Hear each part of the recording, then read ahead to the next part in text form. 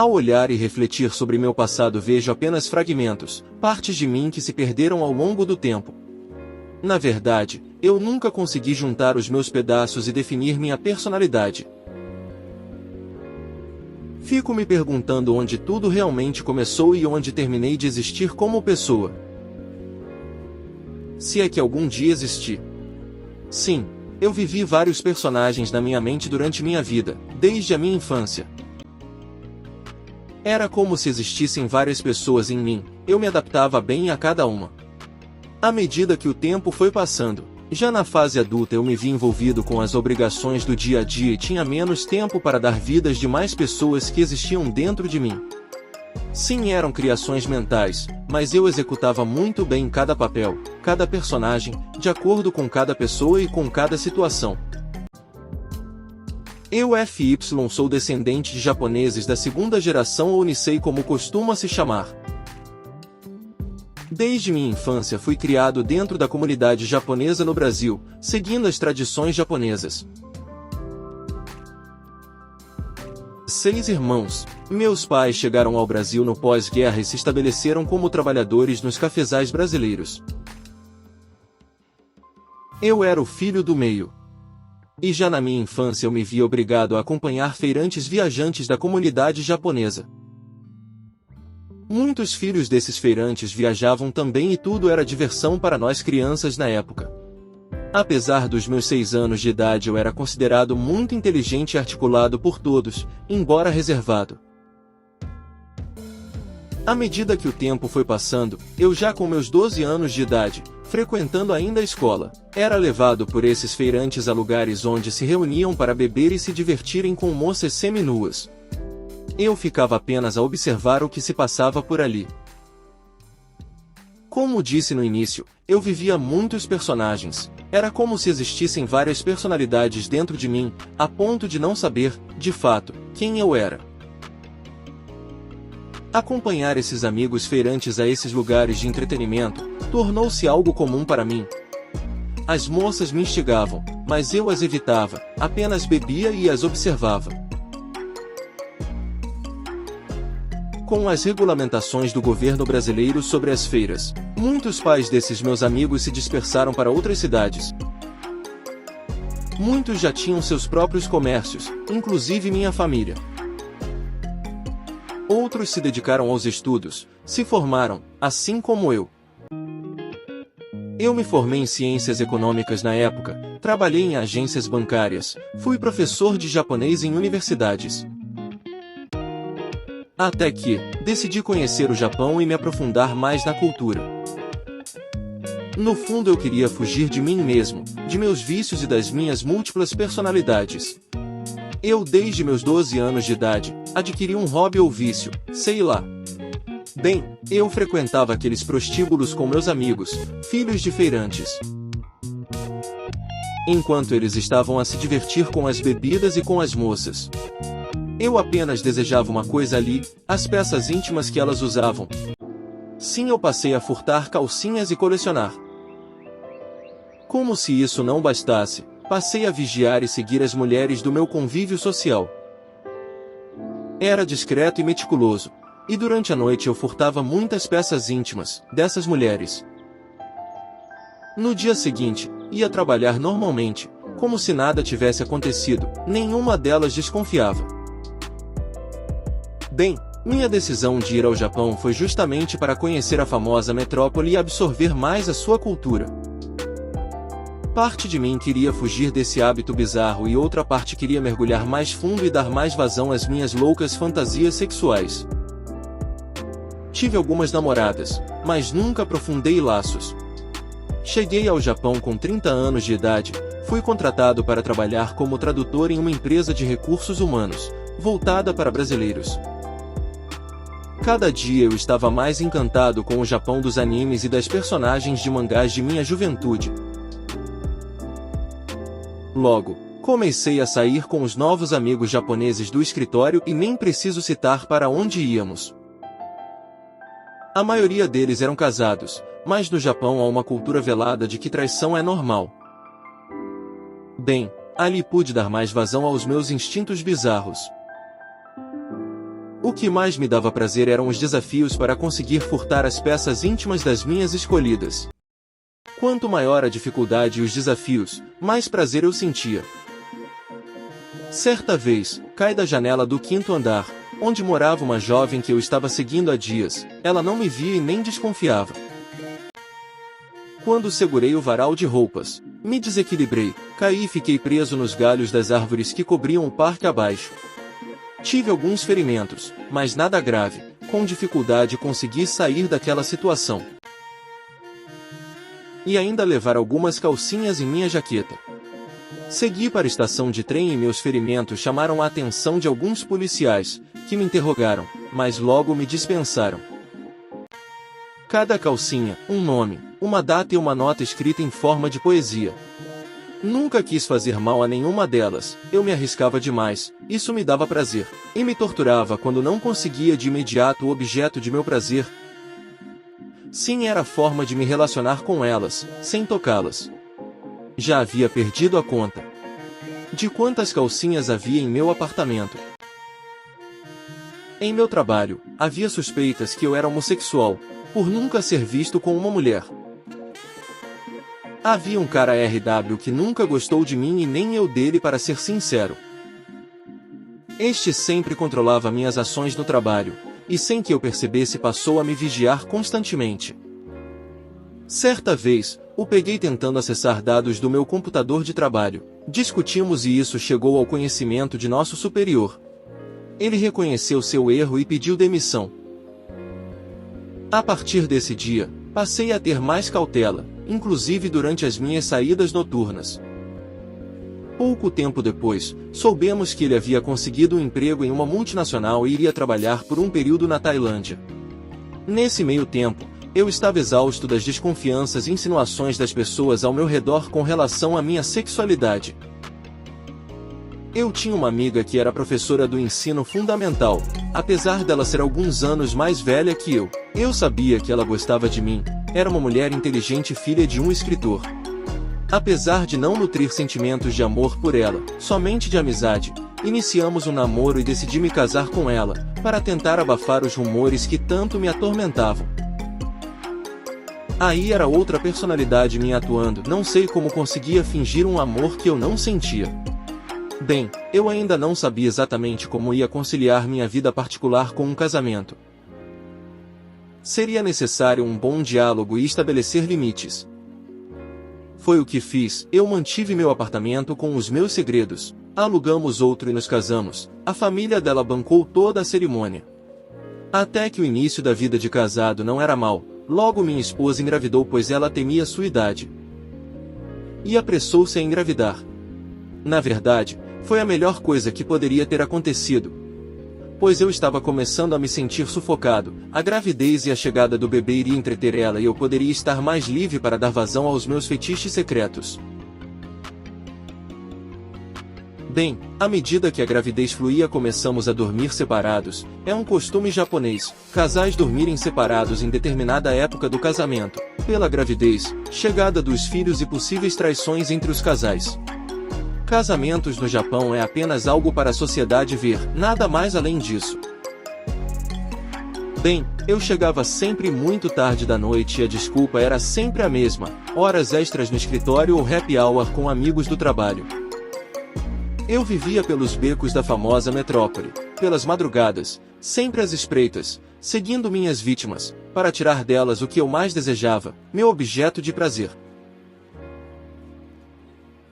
Meu filho nasceu, então passei mais tempo em casa com minha família. Embora sempre muito reservado e extremamente rígido com minhas coisas, minha esposa me amava e respeitava meu espaço e minhas coisas. Eu também tinha o hábito de ler e sempre estar estudando algo no meu quarto em casa. As relações íntimas entre nós eram ocasionais, devido às responsabilidades dela também com a casa e nosso filho. Meu salário entregava a ela. No Japão, as mulheres que administram as finanças da casa, eu não me importava, desde que ela me deixasse quieto no meu mundo. Eu e meu filho estabelecemos um laço de amor muito forte, isso me ajudou a ordenar minha mente confusa. Assim, se passaram os anos, meu casamento estagnado, meu filho já na escola, minha esposa passou a sofrer de depressão. Tudo estava ficando insuportável. Eu também estava quase enlouquecendo por reprimir minhas personalidades escondidas. Estava cansado daquele personagem, até que um dia, discutimos muito e acabei a agredindo furiosamente. Pois ela disse que sempre suspeitou que eu era homossexual e como não tínhamos quase relações íntimas e as minhas saídas secretas, tudo levava a crer que sim, eu era homossexual. Eu a abracei e pedi perdão por tudo, eu nunca havia agredido uma mulher antes. Esse foi o ápice para o término de nosso casamento. No dia seguinte, quando retornei do trabalho, fiquei estarrecido quando abri a porta de casa. Estava completamente vazia.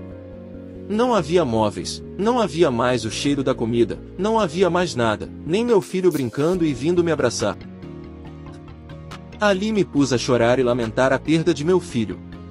Fui até a polícia registrar queixa e estes entraram em contato com ela e assistentes da prefeitura.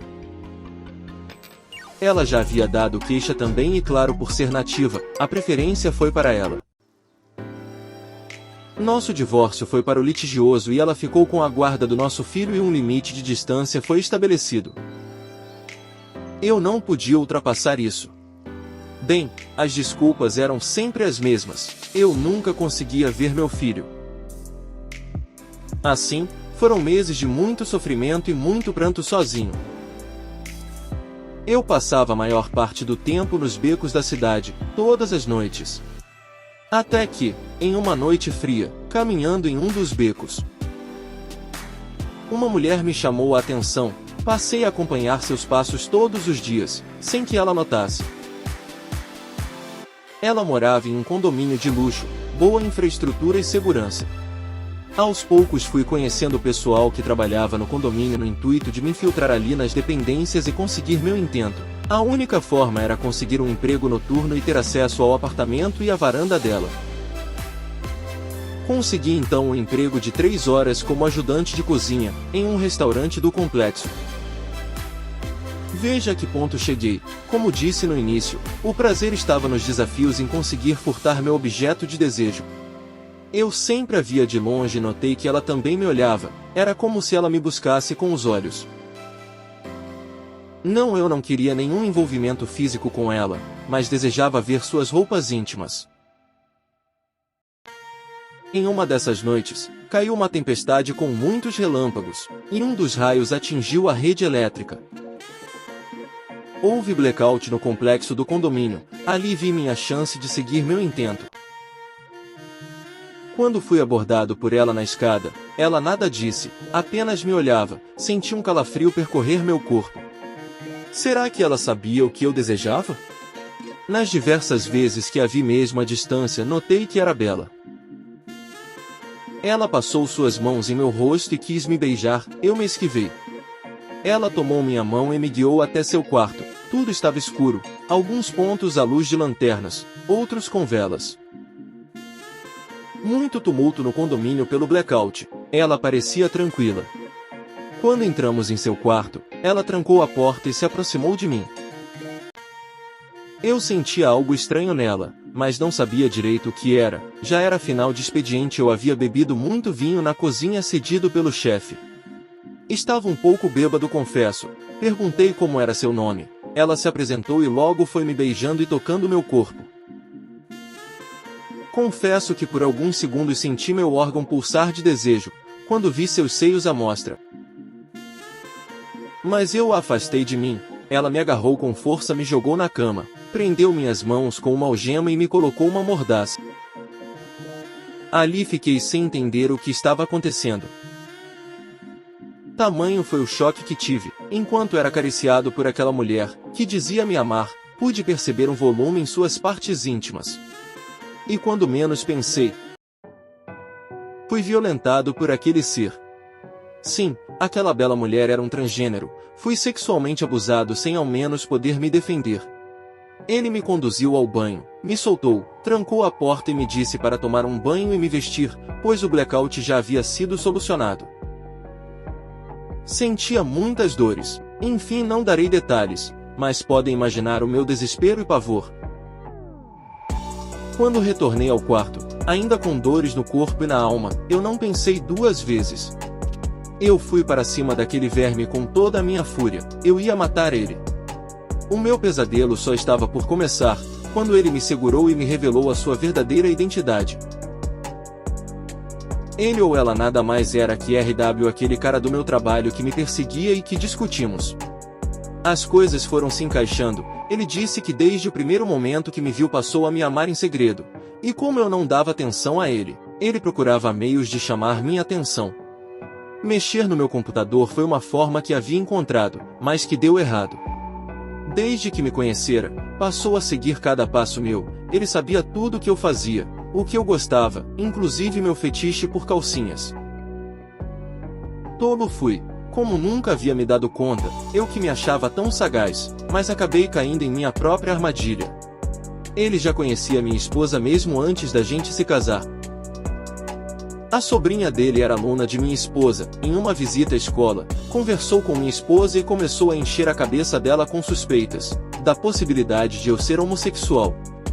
Quando na verdade ele era homossexual e nutria sentimentos por mim. Ele passou uns meses na Tailândia de fato, mas não foi a trabalho na multinacional e sim para passar por procedimentos cirúrgicos na tentativa de mudar de sexo. O que não obteve sucesso total, apenas em determinadas partes do corpo, rosto e cabelos. Eu dei-lhe uma bofetada e nos atracamos ali mesmo. Peguei uma faca em cima da mesa com café da manhã, que ele ou ela havia preparado para nós e em um só golpe o feri na barriga em seguida no braço. Ele ainda me dizia rindo, o varal é logo ali, eu atraí você até aqui, pois sabia que você viria buscar mais um objeto do seu desejo. Pelo menos pude tê-lo por uns instantes, eu o soquei com mais fúria até que ficasse completamente desmaiado. Eu estava completamente atônito com tudo que havia me ocorrido e o pior o que acabara de fazer. Não sabia se ficava ali ou saía correndo. Eu iria ser preso de qualquer jeito, pensei. Acabei ligando para a ambulância e para a polícia, contei todo o ocorrido e fui detido e RW foi hospitalizado e logo teve alta e dali foi direto para a prisão também, pois além do que fez comigo, já vinha sendo procurado pela Polícia Federal por outros crimes praticados tanto no Japão quanto na Tailândia. Quanto a mim, todo o meu segredo veio à tona na época, só minha nacionalidade não foi revelada. Fiquei preso alguns meses, por ter esfaqueado RW, depois disso, fui encaminhado a um psiquiatra, onde faço tratamento até os dias de hoje. Tenho obtido algumas melhoras, mas tudo ainda é muito fragmentado dentro de mim. Vivo tentando juntar meus pedaços, eu sempre vivi distante de meus familiares, desde que vim para o Japão. Quanto ao meu filho, quando minha ex-esposa soube que eu estava preso o afastou ainda mais de mim. Atualmente ele está adolescente, embora meu coração sofra com a ausência dele eu procuro me conformar com a minha sina. Afinal só estou colhendo o que plantei. Quanto à minha coleção de calcinhas foram todas apreendidas na época. Um profundo vazio ficou em mim, como se parte de mim tivesse sido arrancado. Mas, procuro seguir com o tratamento psiquiátrico e tento viver uma vida normal em sociedade. Me aperfeiçoei em desenhos de mangá e essa tem sido minha distração e também meu trabalho. Esse foi o meu drama vivido no Japão há alguns anos atrás. Obrigado pela atenção e pelo espaço em poder compartilhar. Se você gostou desse vídeo da série Relatos de Brasileiros no Japão, se inscreva em nosso canal, ative o sininho para receber as notificações. Deixe o seu like, o seu comentário e compartilhe. Ajude nosso canal a ajudar você e a outras pessoas. Gratidão e volte sempre!